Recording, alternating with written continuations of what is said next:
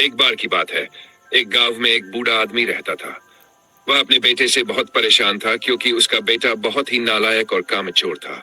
वह कोई काम नहीं करता था और बस गांव में इधर उधर घूमता रहता था।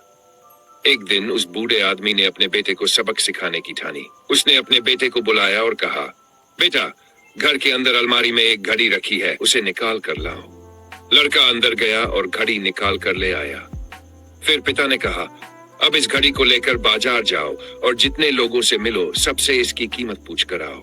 लड़का बाजार गया और लोगों से घड़ी की कीमत पूछी। किसी ने 5 किसी ने 6 और किसी ने 8 रुपये बताए।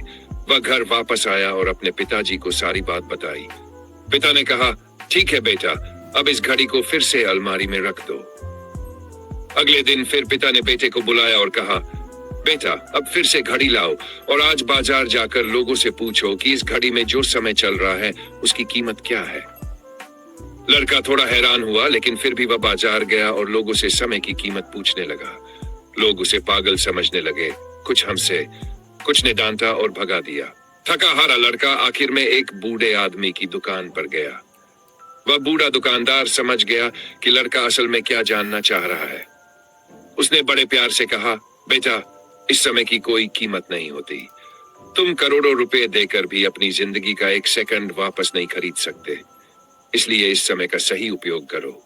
टाइम की एक बुरी बात है, वो गुजर जाता है, और एक अच्छी बात है, तुम उसे कैसे बिताते हो ये तुम्हारे हाथ में होता है।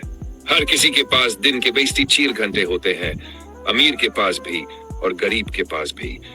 बस फर्क इस बात का होता है कि तुम उस समय से क्या करते हो। बूढ़े आदमी की बातें सुनकर लड़का बहुत भावुक हो गया। उसे एक नई समझ मिली।